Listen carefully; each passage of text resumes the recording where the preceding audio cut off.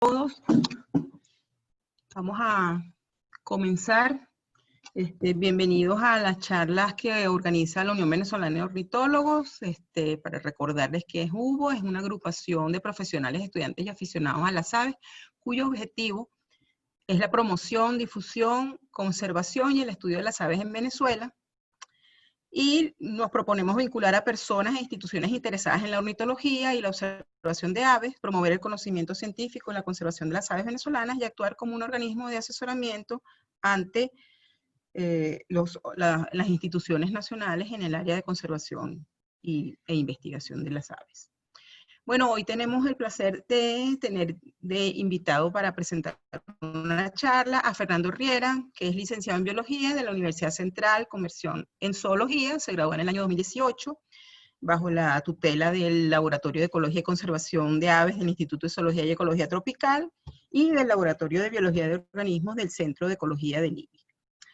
Durante su carrera, él ha estado interesado en los estudios en fisiología, ecología y en ciencia ciudadana, específicamente de aves. Participa en el proyecto de los conotos de Caracas, es uno de los fundadores de ese grupo, y ha participado como voluntario en el anillado de Rancho Grande. Actualmente es estudiante doctoral de la Cátedra de Ecología de la Universidad Checa de Ciencias Naturales. Entonces, bueno, sin más, bienvenido, Fernando.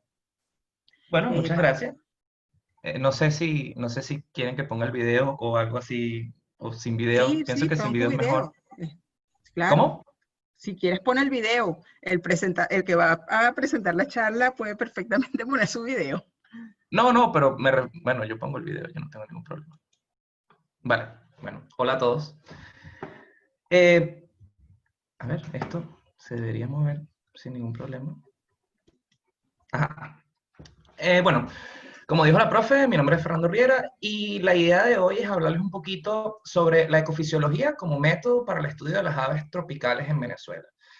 Básicamente un paneo de los 3 proyectos yo diría, más recientes o más importantes que ha tenido mi laboratorio en el INC. Primero empecemos con qué es la ecofisiología.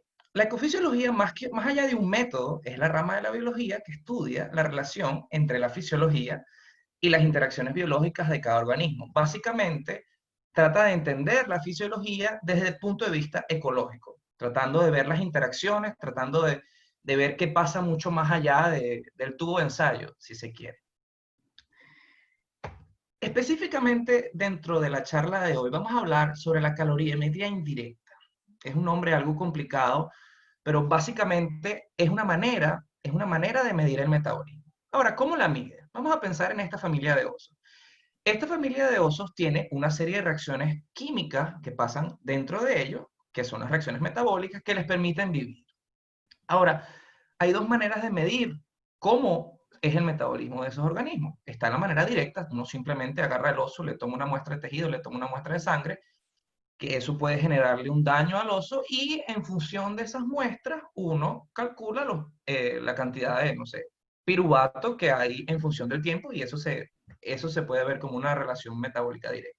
Sin embargo, ese no es el método que nosotros queremos ver.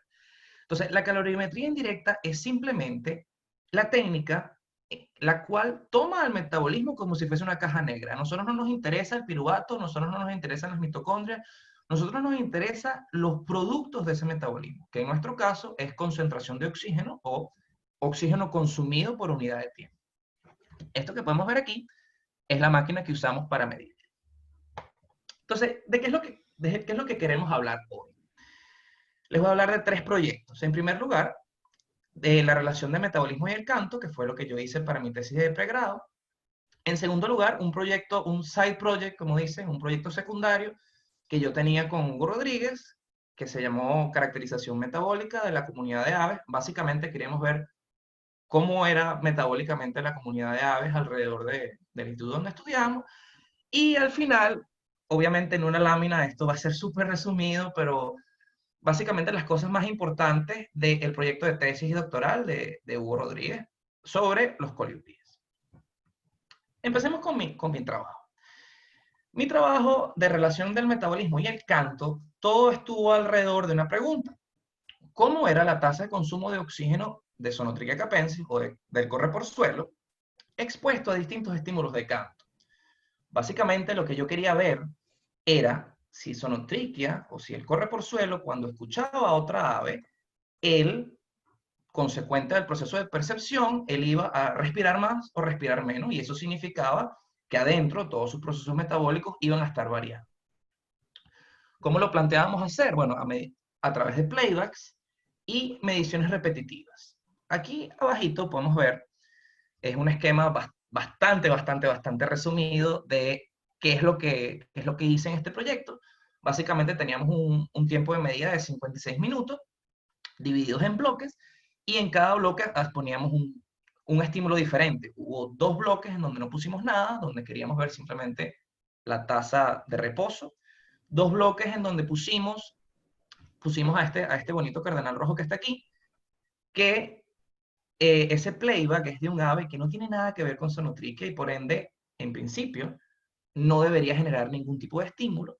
Y luego, en el tratamiento del medio de los 2 experimentos, hicimos un experimento con un playback de Sonotriquia o un estímulo intraespecífico que debería reconocer, y un playback de otro experimento con un estímulo interespecífico. Nuestra idea era ver cómo variaba este consumo de oxígeno, cómo variaba este metabolismo, y en teoría, o lo que nosotros planteábamos, era que, como podemos ver aquí, que en cada uno de estos 3 tratamientos donde poníamos los estímulos de cada experimento, hubiese diferencias significativas. Sin embargo, porque nada es perfecto en esta vida, no vimos nada. No vimos ninguna diferencia significativa. Y una de las razones por las cuales, posteriormente, luego de analizarlo con mucha gente, pienso que tiene que ver mucho con el contexto, que el canto no es una unidad, no es un estímulo solo, o sea, no solamente escuchar el canto, sino también todo el contexto en el cual él funciona, y por eso tener al organismo dentro del laboratorio en una cámara metabólica con playback era básicamente imposible. Sin embargo, este proyecto nos dio muchas otras preguntas. El hecho de la gran variabilidad metabólica que tenía o que tiene esta ave, nos hizo preguntarnos cómo sería la variabilidad metabólica de las otras especies de la comunidad. Entonces nos hicimos esta pregunta, como lo acabo de decir, ¿cómo es la variación de la tasa de consumo de oxígeno de las diferentes especies de la comunidad de aves cercanas al centro de ecología? Obviamente, uno ve la pregunta de un proyecto súper ambicioso, pero en el momento lo que estábamos haciendo era, dentro de las especies más comunes y las que podíamos capturar, simplemente cómo iba a ser el metabolismo. La metodología era muy parecida: captura, anillado, cautiverio y medición metabólica. La captura y el anillado como con redes de neblina, nada del otro mundo. Y el cautiverio, básicamente un par de horas para que el estrés bajara. La medición metabólica no tenía ningún tipo de estímulo, solamente ver cómo respiraban. Recuerdo que eran por 10 minutos. Inicialmente nosotros pensábamos que cada una de las especies de esa comunidad iba a estar ordenada en función a los grupos alimenticios. Por ejemplo, los frugívoros iban a tener un metabolismo, los nectarívoros iban a tener otro metabolismo. Sin embargo, también porque el mundo no es perfecto, eso no lo vimos.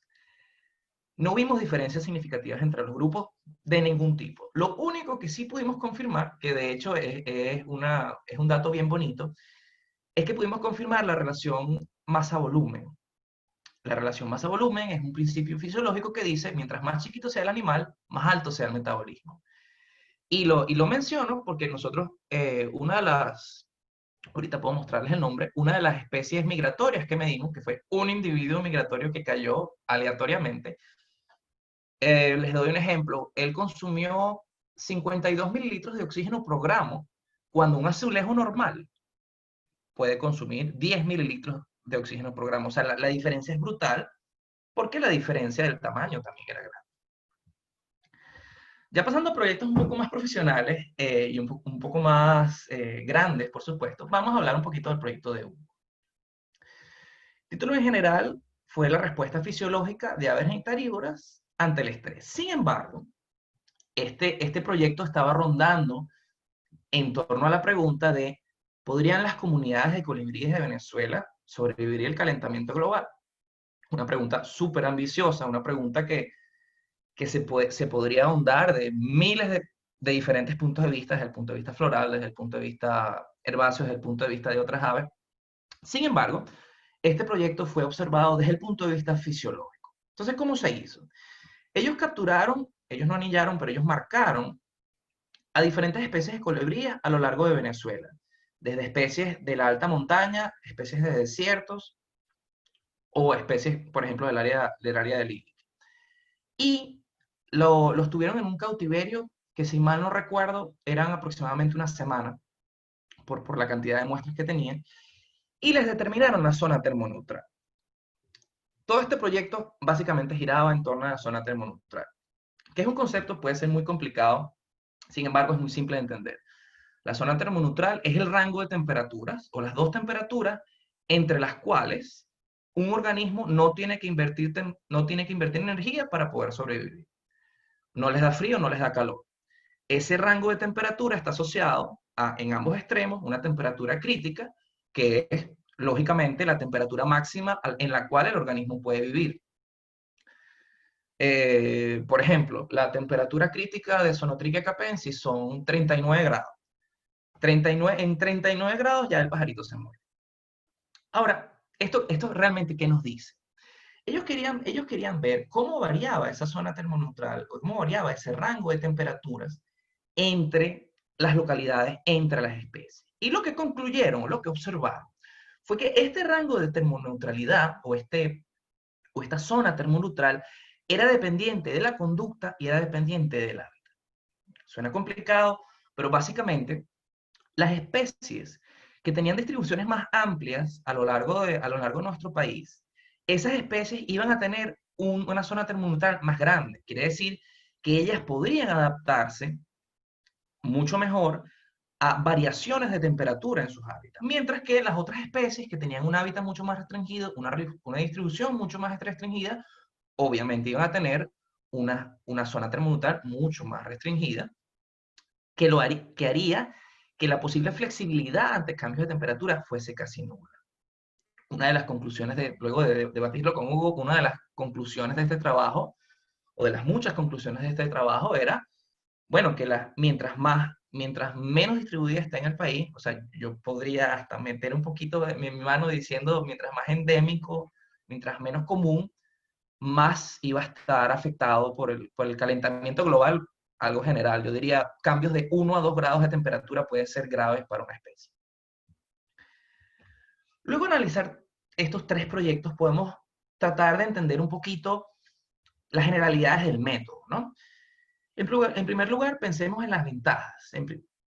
Primero, permite analizar aspectos fisiológicos de manera no invasiva.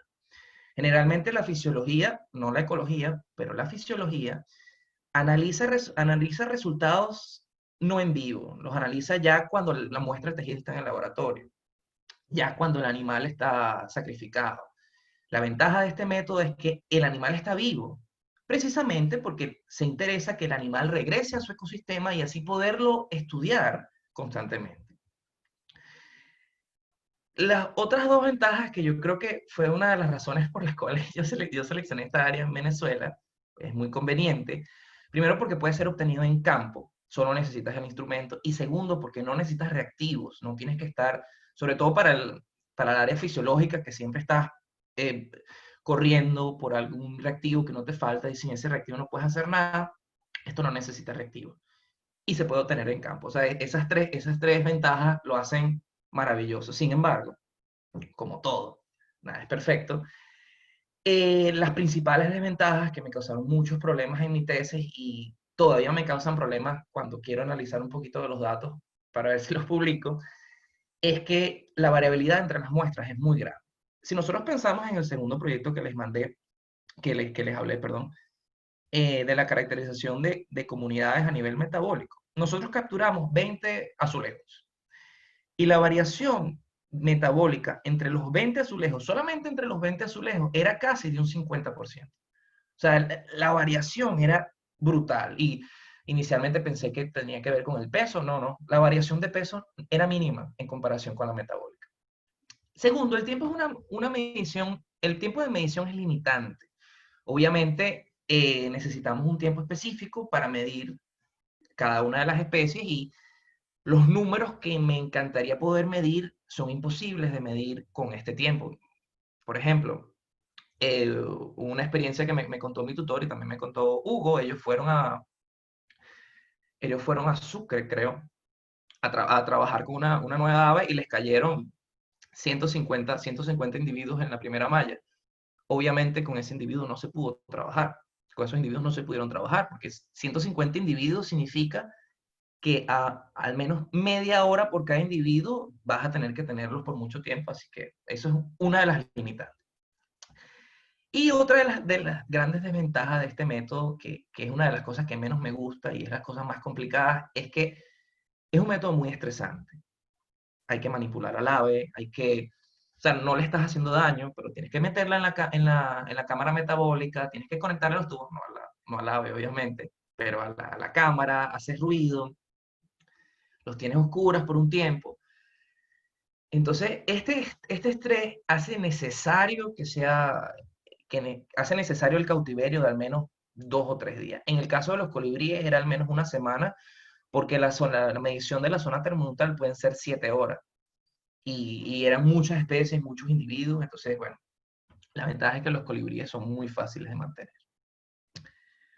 Bueno, y básicamente eso era todo, algo muy sencillo, un paneo por estos 3 proyectos, mencionando solamente las aristas, solamente mencionando las cosas importantes y bueno, espero que lo hayan entendido. ¿Alguna preguntita?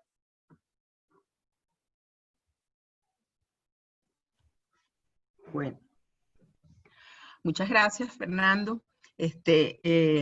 Quería comentar que se me pasó antes que, bueno, las charlas que estamos presentando las estamos presentando gracias al apoyo que tenemos de la Fundación Tierra Viva y su programa Somos Biodiversidad, que nos permite que tengamos un tiempo mucho más largo del que teníamos al comienzo con las charlas en Zoom. Entonces, los que quieran hacerle preguntas ahorita a Fernando, aprovechen y escriben en el chat y nosotros estamos leyendo, estamos pendientes entonces de lo que ustedes escriban para decirle a Fernando y Fernando daría las respuestas. Ajá, por aquí pregunta María Alexandra García. ¿Hay diferencia entre las tasas metabólicas y los grupos taxonómicos que tengan pesos similares? No, al menos no dentro de los que nosotros medimos. Yo estoy seguro que si se hiciera un estudio a gran escala, al menos con 200 individuos o 100 individuos por especie, sí se podrían ver, sí se podrían ver diferencias, pero a la escala que nosotros lo hicimos, no vimos ninguna. Nosotros tuvimos 50 individuos más o menos, 50, 40 individuos por grupo alimenticio, no vimos ninguna diferencia. Virginia pregunta, ¿es común en otras especies la alta variabilidad entre individuos en las tasas metabólicas? Bueno, lo particular de esta metodología es que precisamente primero no se ha hecho con aves no se ha hecho con aves silvestres. Entonces de Venezuela no se tiene casi ningún dato de aves silvestres de esto, casi ninguno. Entonces realmente no sabría. Se ha hecho con aves de laboratorio, se han hecho con estos periquitos australianos o se ha hecho creo que garzas en Francia, pero con aves silvestres, nada. Precisamente porque hay que capturarlas, hay que tenerlas en cautiverio y es más complicado los permisos y todas esas cosas. Pregunta Giselle Montezuma. Me gustaría saber si no consideraron que la alta variabilidad entre individuos de una misma especie se deba al equipo que utilizaron para realizar la medición. No, porque estábamos midiendo con el mismo equipo todos o sea, si hubiese sido variabilidad por el equipo, todas las muestras de todas las especies hubiesen tenido la misma variabilidad y eso no fue lo que vimos. Por ejemplo, si lo comparamos con Zonotrichia, la variabilidad de Zonotrichia fue muy baja comparada con Azulejo. O sea, la de Azulejo era una cosa que daba risa.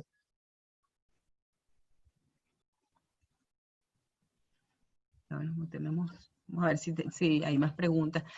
Jonathan dice, la variabilidad en las tasas no podría tener que ver con el intervalo altitudinal que potencialmente ocupa la especie. Es decir, especies con distribución altitudinal amplia muestran mayor variabilidad a especies más restringidas. Él está hablando de variabilidad metabólica o variabilidad de zona termoneutral. Creo que es metabólica, variabilidad en las tasas metabólicas, es lo que... Sí, bueno, Jonathan, que, es lo que dije, es lo que dije antes. De aves silvestres no se tienen muchos datos. O sea, habría que estudiarlo, lo cual es algo fascinante, habría que estudiarlo. Puede Este, ser, puede ser. y pregunta José Armando Ramos, ¿qué variación específica se observa si los individuos están sometidos a estrés por cautiverio? Bueno, luego yo creo que con la experiencia uno lo puede ver. Hay una cosa que es lo que nosotros siempre medimos, que es el metabolismo en reposo, que es básicamente la cantidad de energía que el organismo tiene que invertir para estar vivo, sin hacer nada, sin digerir nada. Cuando están estresados, lo que tú mides es mucho, mucho mayor a lo que espera. Por ejemplo, a ver, eh, en el caso, en el caso de un azulejo, ponte tú que el reposo sea 10 mililitros por gramo. Bueno, los mides estresados, o sea, simplemente los agarras y los metes en la cámara y pueden ser 16, 17, 18. Y tú los ves porque, de hecho, nosotros hicimos ese experimento, los capturábamos, los medíamos, luego esperábamos una hora, los volvíamos a medir, esperábamos 2 horas y 3 horas luego el metabolismo era muchísimo más bajo que inicial, a pesar de que estuviésemos haciendo lo mismo. Y el ave estuviese en las mismas condiciones. Pregunta José Ramón, ¿qué variación específica se observa si los individuos están sometidos a estrés por cautiverio? Ah, esa fue la... Estoy repitiendo Esa la es pregunta. exactamente la que acabo de responder. Perdón, es que repetí, yo fui la que me equivoqué y repetí la pregunta. María Alexandra García pregunta, ¿cómo saben cuánto tiempo de cautiverio necesitan antes de medir las tasas metabólicas? No lo sabemos. Eso es prueba y error. Por eso tenemos que hacer por lo menos 5 o 6 repeticiones. Yo diría 5. O sea, cuando no conoce la especie hay que hacer por lo menos 5 o 6 repeticiones para tener un estándar. Hugo Rodríguez está aquí, entonces nos dice, si la distribución altitudinal afecta el metabolismo por el rango de temperaturas al que está expuesta la especie. Me imagino que es sí una afirmación, Hugo, ¿no? Porque creo que faltó ahí una coma. Sí, la distribución altitudinal afecta el metabolismo por el rango de temperaturas al que está expuesta la especie. O sea que está respondiendo lo que preguntó Jonathan con respecto a las tasas metabólicas y la altitud. Bueno, yo te preguntaría, ¿el playback es una actividad que uno diría que estresa a las aves? O sea, cuando la gente va al campo y les pone playback para llamar al ave solamente para observarla, ¿eso es una Bueno, yo actividad no que va a diría, generarle estrés a las aves? es que el estrés es un término tan amplio, o sea, estrés Ujú. coloquialmente significaría que el ave se asusta. Yo no diría que se asusta, pero yo sí diría que, por ejemplo, colocar playback en un lugar donde sí haya contexto, por ejemplo, en un bosque, colocar playback, eso sí significaría algo para la ave y esa ave, yo no diría que estaría estresada, pero yo diría que sí estaría involucrada en un proceso de percepción, o sea, sí dejaría de hacer las cosas que está haciendo y buscaría el sonido. O sea, Claro, sí, y eso, sí les afecta a nivel conductual. eso implicaría entonces un aumento en el consumo de energía, es un desgaste, digamos, para el ave, ¿o no? En campo sí, claro, en campo sí. Okay. ¿Hay más preguntas? Si quieren, tenemos tiempo para que hagan alguna otra pregunta.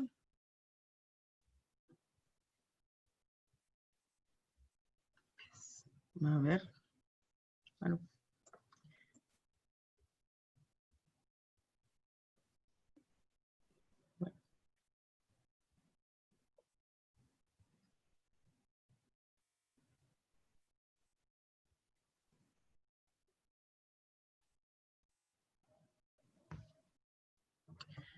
déjame ver si alguien que levantó la mano, parece.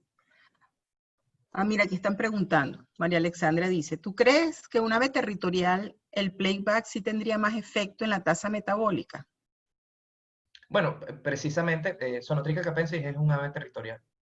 Por eso, otra de las razones por las cuales nosotros escogimos esta ave para trabajar con playback, que es una ave territorial. En principio, o sea, nosotros no podemos afirmar nada porque no tuvimos diferencias significativas, pero en principio sí habría a nivel de percepción una inversión de energía mucho más grande cuando es un ave territorial. Yo no creo, por ejemplo, que con un azulejo eso hubiese, o sea, si diese resultados, ¿no? O sea, un azulejo tenga tanta inversión de energía que en ese caso no son tan territoriales. Pregunta Francis Ramos. En relación a la conducta, ¿cómo pueden ser los resultados dependientes de ese factor? Ah, pero no dice, ¿De cuál factor? no quedó claro. Si puedes aclarar un poco la pregunta, Francis, para relación, o sea, ella puso así, en relación a la conducta. ¿Cómo pueden ser los resultados dependientes de este factor? ¿Será la conducta?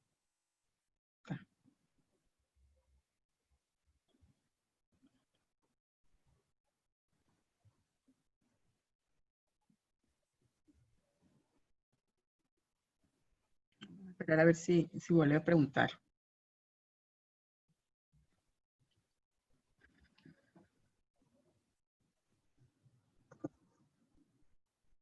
¿No? ¿No? Bueno.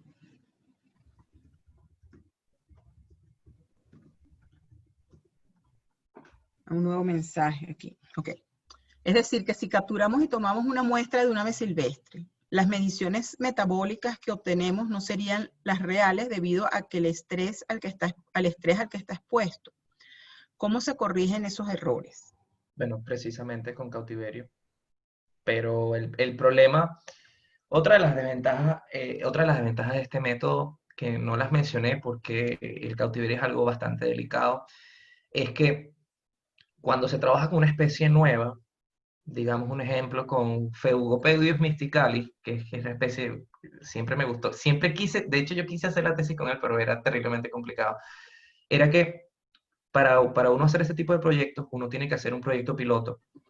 Y para tener ese proyecto piloto, uno tiene que tener por lo menos 5 individuos, yo diría por 5 días precisamente, para ver cómo se comportan en cautiverio, cómo es el estrés en cautiverio, cómo es el metabolismo, si el metabolismo baja, o sea, significa que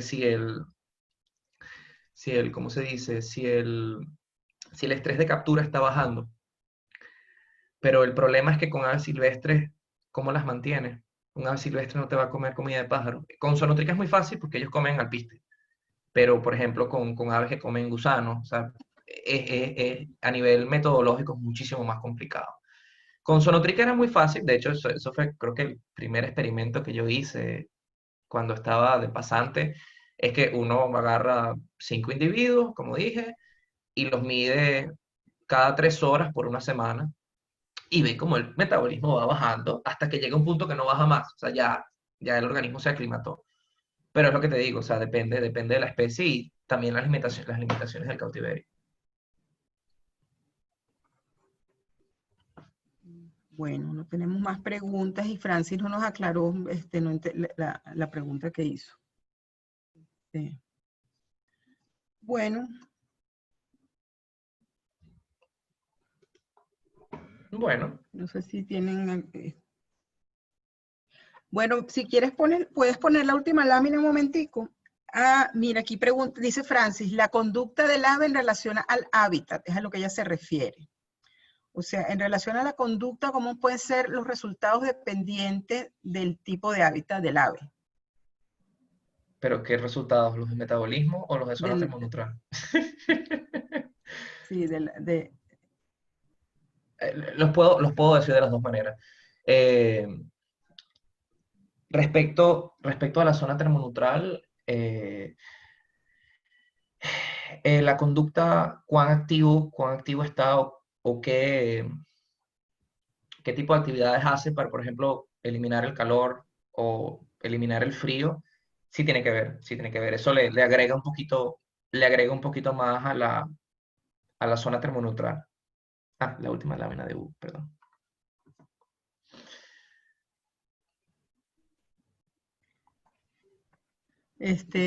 Bueno, si quieren seguirnos para saber cuándo tenemos otras charlas, pueden seguirnos en las redes. Tenemos una página web, tenemos las redes en Facebook, en Twitter y en Instagram. Y bueno, si están interesados en colaborar con Hugo a través de la membresía o donaciones o el voluntariado, aquí están nuestras redes.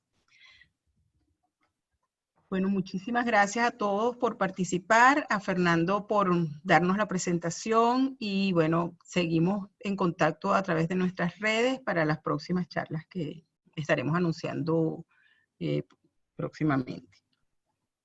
Fantástico. Muchas gracias, Fernando.